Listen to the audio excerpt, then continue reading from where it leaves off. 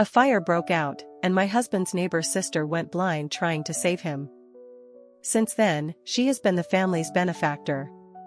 When I was taken to the hospital due to complications, my husband left me the moment he received her call. Alex, she can't see anything now. She needs me more. I can't ignore her, I owe her this. I believe you can understand. So, I lay alone on the operating table. It's not viable, let it go. As a result, my payment details were sent to my husband's phone. When I opened my eyes, there was a persistent, unbearable pain in my lower abdomen. The doctor, while removing his gloves, instructed, "You're quite far along. Make sure to take your medication on time to avoid incomplete miscarriage. You may need a follow-up procedure." I nodded with a pale face. My legs were trembling as I got up. The doctor frowned. "Are you here alone? Where's your husband?" I forced a smile. "He's off being romantic with his mistress." The doctor looked at me with a mix of astonishment and sympathy. I nonchalantly took out my phone from my bag. It showed around 20 missed calls and a dozen messages, all from my husband, Ethan.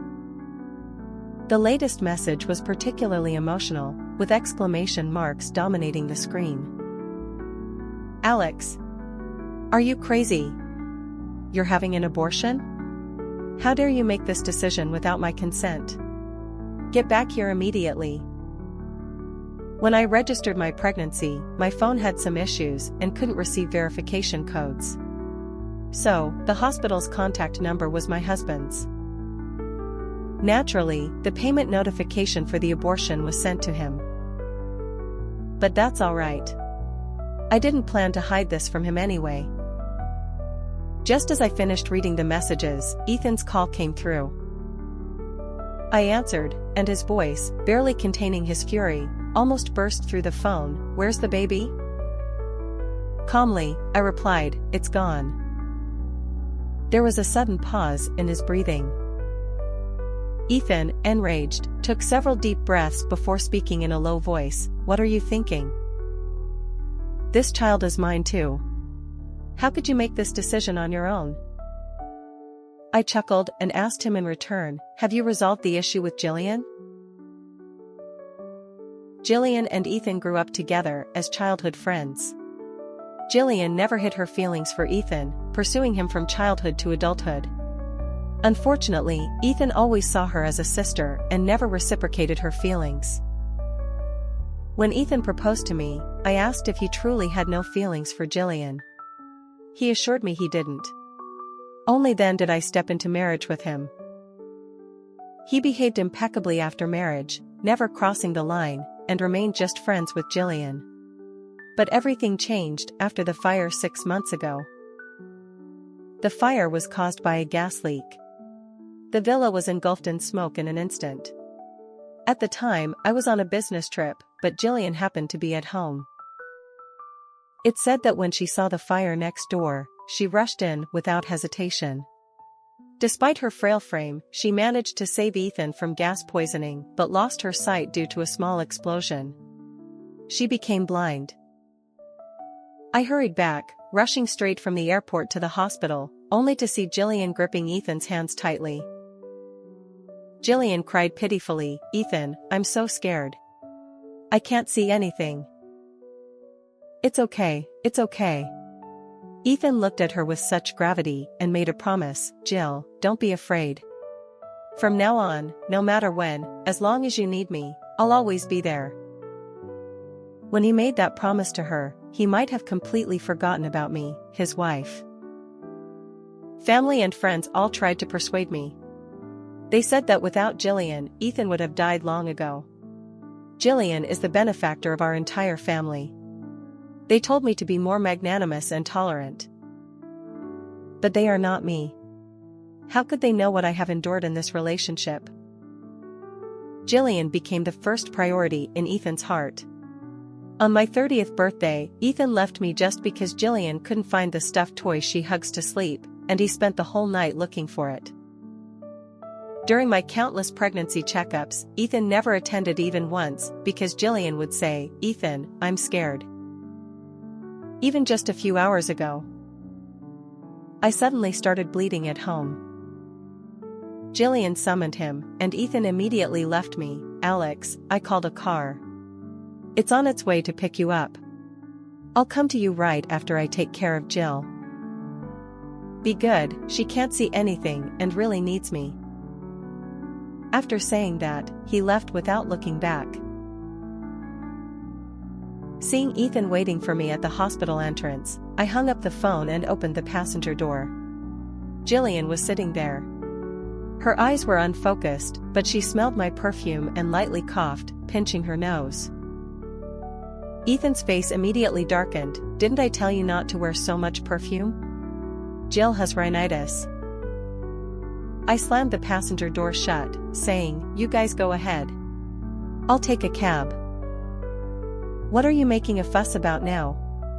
Ethan said, suppressing his anger. "Get in the car." Jillian, fumbling to unbuckle her seatbelt, said cautiously, "I'm sorry, Alex. Is it because I'm sitting in the front seat that you're upset?" "I'm sorry, I can't see, so I..." Ethan gently pressed her back into her seat and buckled her seatbelt for her. "Why are you apologizing? I was the one who helped you into the front seat." With a pale face, she spoke nervously, "Ethan, please don't argue because of me. I will feel very guilty. Maybe the situation with the child isn't what you think it is. Let's talk it out. It's also my fault. If I had known Alex was bleeding, I wouldn't have called you." Her appearance would soften anyone's heart, but not mine. Every word she said was dripping with insincerity. I couldn't stand it anymore and sneered, "Jillian, you know you shouldn't sit in the front seat of a married man's car. You shouldn't call a married man to your house anytime, anywhere. You shouldn't refer to a married man as brother every chance you get, right? Is he really just a brother, or is he more like a lover?" Ethan, enraged, raised his hand and slapped me. I was stunned, covering my face and looking at him in disbelief. He was also shocked, his raised hand still frozen in midair, nervously clenching into a fist. "You guys can go," I said with disgust. "I'll take a cab." This time, Ethan didn't say anything more. As he got into the car, he rolled down the window and hastily said, "I'm sorry." I scoffed. Who wants to hear his apology? It was rush hour, and being a weekend, there was a long line of over 200 people waiting for rides. After waiting and waiting, the one who came was still Ethan. Having just had the procedure, my body couldn't take it anymore, so I got in the car. I sat in the back seat. After a long silence, my curiosity got the better of me. I wanted to know what Jillian had done this time to make Ethan leave me. So I asked, "What happened with Jillian this time?" Ethan, visibly irritated, pressed down hard on the horn at a red light, the sound blaring recklessly. He was trying to control his emotions. "She has a very important dinner party tonight and wanted me to go buy a dress with her." "Oh." The car fell into another intriguing silence. As the car started moving again, Ethan lit a cigarette, flicking the ash outside. The suffocating smell of smoke began to fill the car. I rolled down the window, waving the smoke outside. Ethan then said, "Since the baby is gone, I don't need to quit smoking anymore." I squinted my eyes and said faintly, "Probably because Jillian isn't around." Ethan gripped the steering wheel tighter, growing more angry but suppressing it. He changed the topic. "What's the situation with the baby? Did the doctor suggest an abortion because it couldn't be saved?" I raised an eyebrow in surprise and replied, "Is this the excuse Jillian came up with for me?"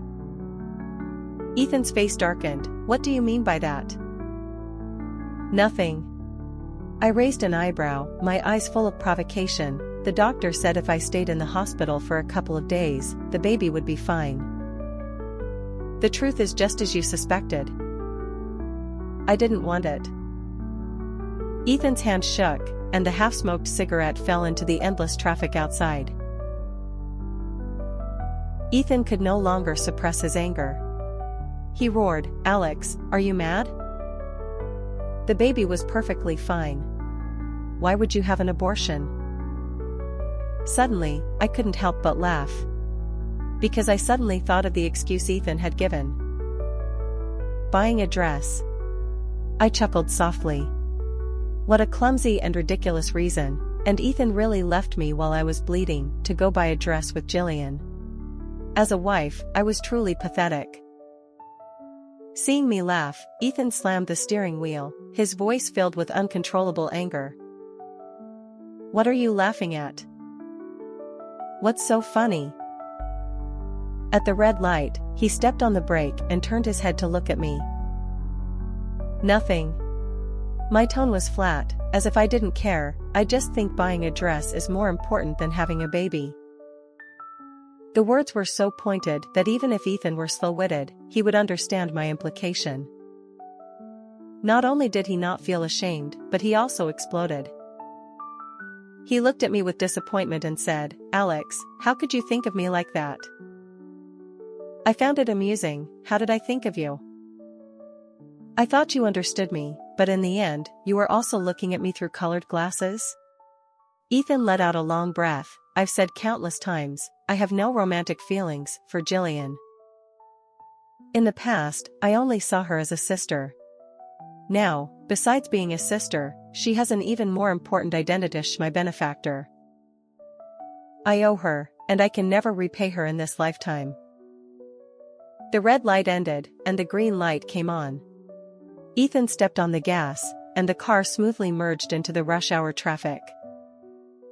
My thoughts had drifted far away, but Ethan continued, "You are physically weak now, so I won't argue with you about the baby.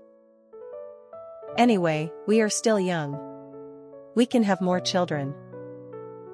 He pinched the bridge of his nose. "Take this opportunity to take some time off and rest at home. Think it over carefully. I hope you can understand that for the rest of my life, I will never turn a blind eye to anything regarding Jill." "Anything at all," he added.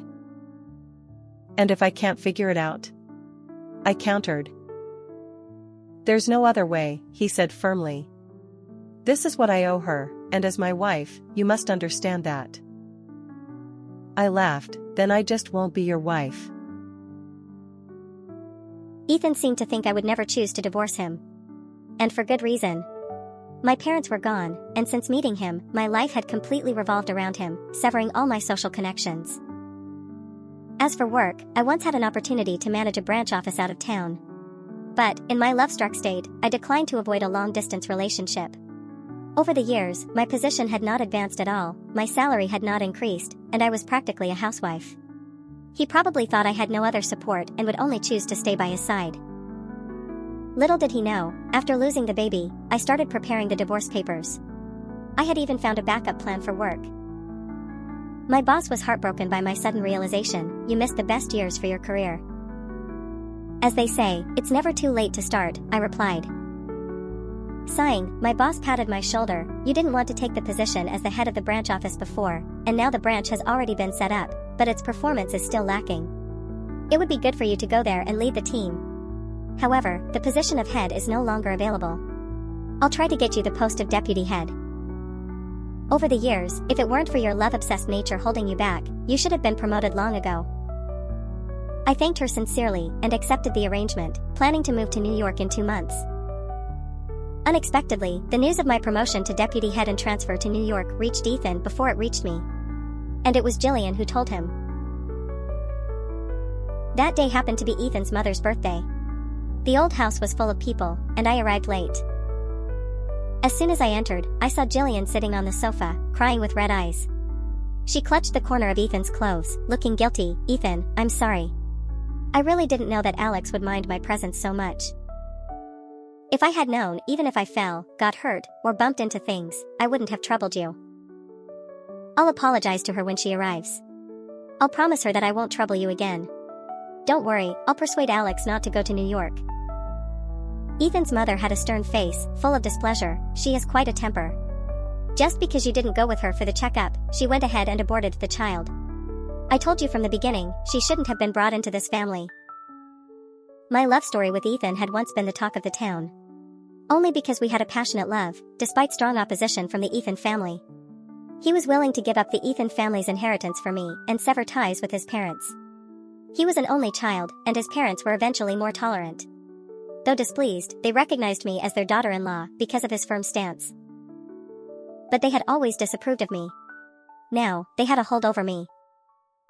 Ethan's mother clutched Jillian's hand comfortingly. Jill, we watched you grow up.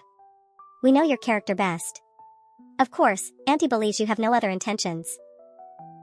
Besides, if it weren't for you, my son's life would have been lost. My son is the husband she's supposed to spend her life with. Not just for a child, but even if it cost her life, Alex should give it. Her words were firm, but no one responded, because they had already seen me. All eyes were on me, waiting to see me make a fool of myself. A scumbag and a foolish girl, I seemed to be the one who deserved to be despised. I couldn't help but laugh, slowly took off my coat, and hung it on the hook. Well, isn't this lively? I looked at Jillian, raising an eyebrow slightly. Weren't you going to apologize? What are you waiting for? Jillian's face turned pale. Alex, you're here? She hesitated and delayed. First, she groped to support herself on the sofa to stand up, then started walking forward, her calf hitting the sharp corner of the coffee table. It cut her skin, and a string of blood beads rolled out. She winced in pain but still stubbornly said, I'm sorry, Alex, it's my fault. Her performance was smooth, fully arousing Ethan's protective instincts. He grabbed Jillian's hand, gently helping her to sit aside, then stood up to confront me. Alex, why do you have to be so aggressive? I laughed. I barely said a word. Who am I being aggressive towards? Ethan's mother was the first to speak. Alex, I heard you're going to work in New York.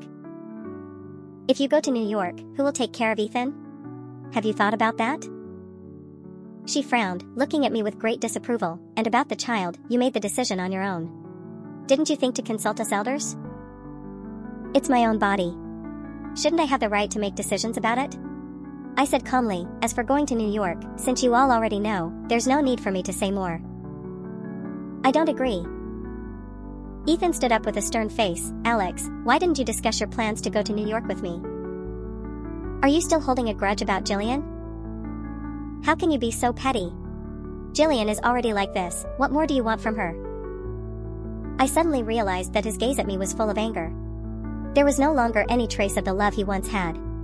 Instead, it was all directed at Jillian. She received all his tenderness. And he still absurdly claimed it was just gratitude. Not love. All my desire to argue vanished in that moment. I felt tired, unwilling to communicate further, and simply said, think whatever you want. This attitude only made Ethan angrier.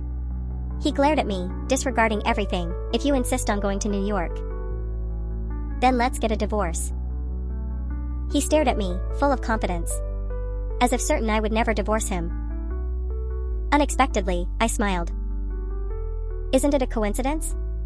I raised an eyebrow slightly, my tone full of sarcasm. I didn't really want to come to your mother's birthday party. But considering that apart from this occasion, I wouldn't see you otherwise. After all, you're always with Jillian. Thinking it over, if I wanted to find you, I had to come here. In front of the entire Ethan family, I handed over the divorce papers. Coincidentally, I came to ask for a divorce. Ethan looked as if he had been slapped in public. His face turned red with anger in an instant. I was dragged upstairs by Ethan. He lowered his voice. You did this on purpose? To get back at me? In front of all those people, you had to humiliate me? Ethan pinched the bridge of his nose wearily, his tone full of impatience. I sighed deeply and adopted an unprecedented serious attitude. Ethan, I'm serious. Seeing him stiffen, I continued expressionlessly, I've consulted a lawyer about the division of property. The part that belongs to me is all outlined in the divorce agreement. Fortunately, we don't have any children, so there won't be any lingering ties or mess. His expression gradually turned serious. He realized that I was serious. Raising an eyebrow slightly, a complex mix of emotions began to spread in his eyes. After a long pause, he lowered his gaze and sighed from his throat. Seemingly helpless, he said, "All right, Alex, can we stop this nonsense? You just mind Jillian's presence, don't you? But I promised you countless times that you'll be the only one for me in this life. Isn't that enough?" He looked at me so earnestly, his dark pupils seemingly filled with all his sincerity. But I laughed. "All right, then let me ask you one question. If I ask you to cut all ties with Jillian and never see her again, can you do that?" I sneered. "If you can do that, I won't divorce you." His face instantly darkened. "You're putting me in an impossible position. Let's not even mention that Jillian is an old family friend. She went blind saving me. If not for her, my life, your husband's life, would have been lost long ago. If I truly ignore her, our family would be seen as ungrateful by others. Alex, can't you look at the bigger picture?" He gripped my wrist tightly, pleading in a low voice, "I know you've endured a lot, but I have to swallow my grievances, is that it?" I let out a cold laugh, raised my hand, and slapped him. Before he could react, I slapped him on the other cheek. Ethan was stunned by the two slaps, instinctively releasing his grip on me. He covered his face, his eyes full of astonishment. I raised an eyebrow and said calmly, "That's for you. Now, we're really even." Ethan delayed signing the divorce papers. In his words, our marital relationship hadn't broken down, and we'd only been separated for a month or two. Why divorce? But my move to New York was imminent, and I urgently needed to resolve everything here. So I chose a more effective solution: litigation. The day he received the lawsuit, Ethan sent me a shocked message on WeChat. "Alex, do you really have to take it this far? If you're trying to threaten me, you're going too far. Aren't you afraid I'll actually choose to divorce you?" I was both angry and amused, chugging half a bottle of red wine. So after all this time, this man thought I was using divorce to force him to stay away from Jillian? Ridiculous. I immediately blocked him.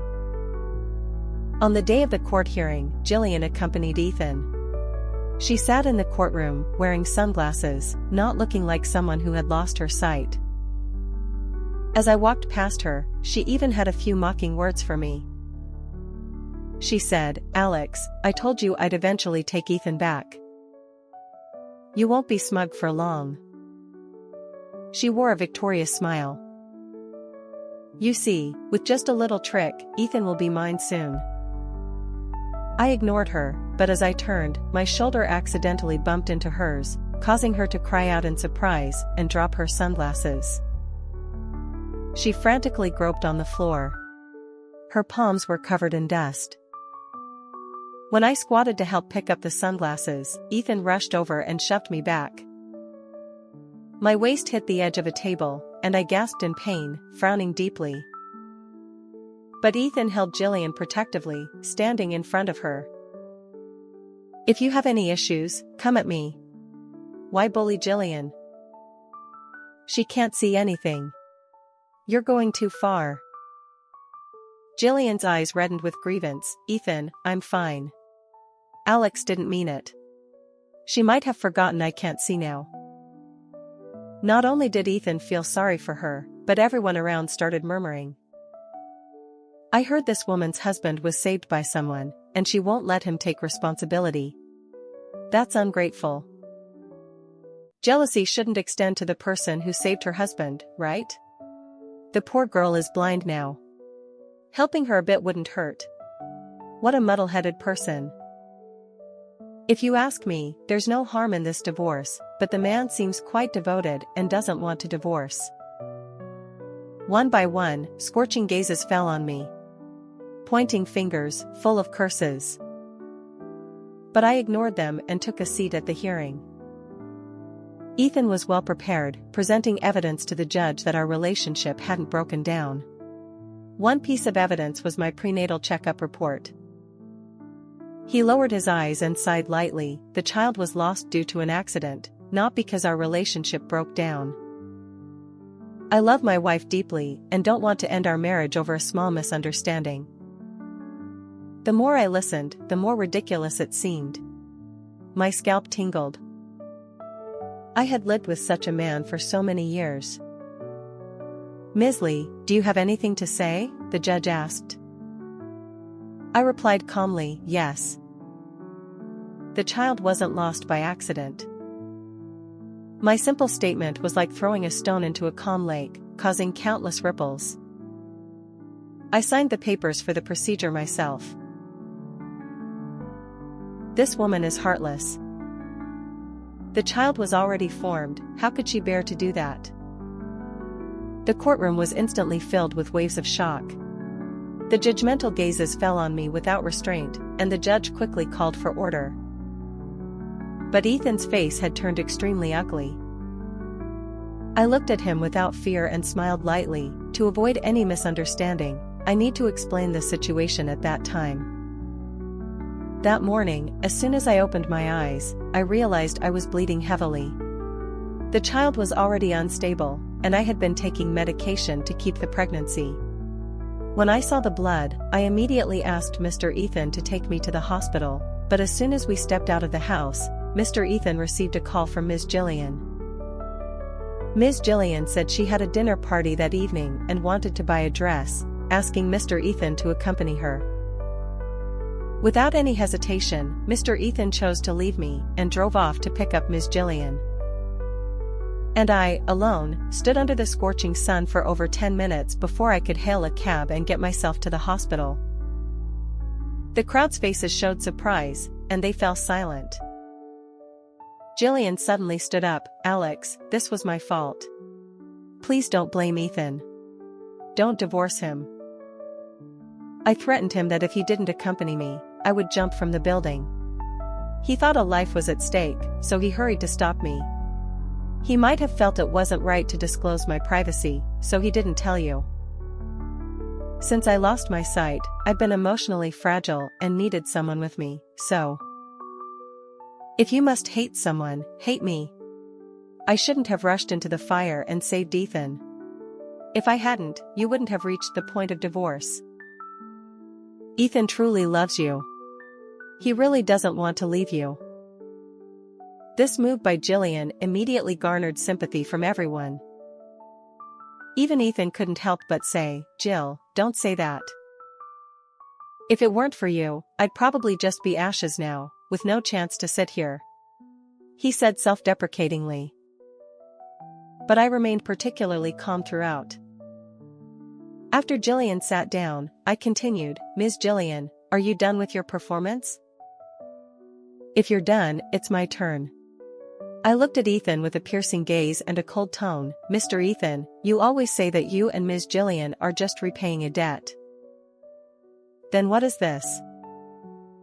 I turned to the judge. "Request to present evidence." Permission granted. On the large screen beside the courtroom, a photo of Jillian and Ethan passionately kissing appeared suddenly. The crowd was instantly in an uproar. Ethan sprang to his feet, his face extremely grim, his body stiff. I said expressionlessly, "Is Mr. Ethan planning to repay kindness the ancient way, by offering your body?" I curled my lips into a disdainful, mocking smile, taking gratitude to the bed. "Mr. Ethan and Ms. Jillian are truly role models for us all." The evidence continued to roll. Jillian sat on Ethan's lap, the two of them in a heated embrace. I continued, "This photo was taken the day I had my procedure. The child was my flesh and blood.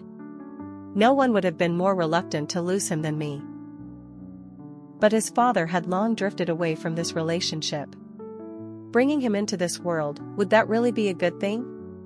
After careful consideration, I chose to terminate the pregnancy. I didn't want his birth to be unblessed by anyone, nor did I want his future to be forever shrouded in darkness." I closed my eyes in exhaustion. "Ethan, you always used the pretext of repaying a debt to carry on an affair with Ms. Jillian. I didn't want to expose your dark side, but since you won't let me go, we can only go down together." Ethan opened his mouth but couldn't say a word. In the end, he sat down powerlessly, looking deeply at me. The court ruled for our divorce.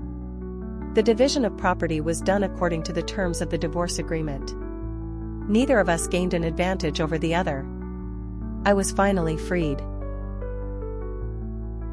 The events of that courtroom session spread like wildfire overnight.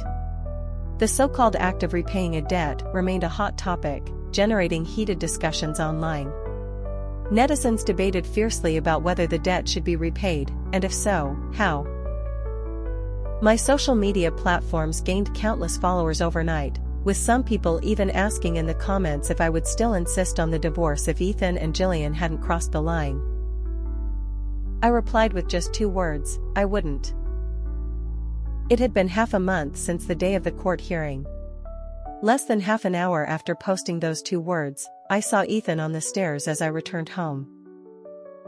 He was drunk, and when he saw me, he suddenly reached out and grabbed my pant leg. "Alex."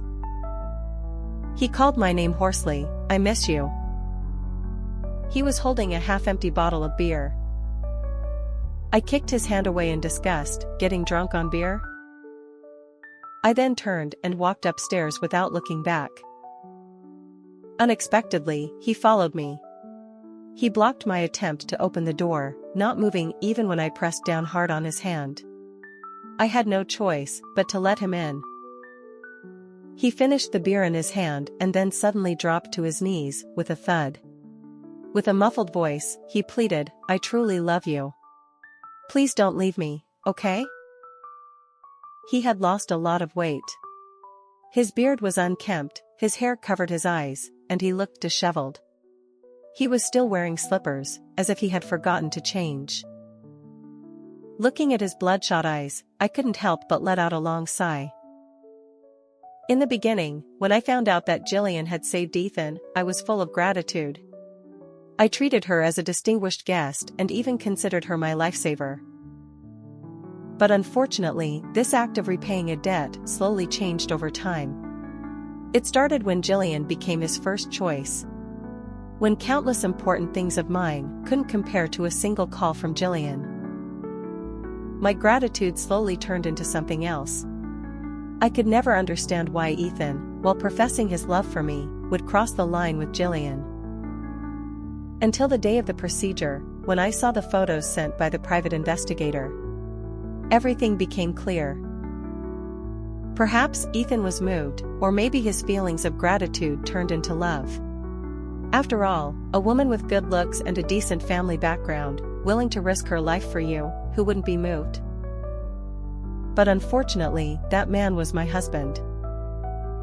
I pushed his hand away. "Ethan, we can't go back." His voice was strained. "I know you mind Jillian's presence. I promise you, I won't see her again, okay? Please. Don't leave me." He looked like he truly regretted it. But I didn't regret it. I shook my head firmly and said 2 cold words, "Too late." I saw a tear roll down from the corner of his eye. Finally, it disappeared into his messy white shirt. He finally broke down in tears. On the day I left for New York, I received a text message from an unknown number. Even though I had deleted the number, I couldn't forget the last 4 digits, 8768. It was Jillian. She only sent 3 words, "You lost." I scoffed lightly and calmly added her number to the blacklist.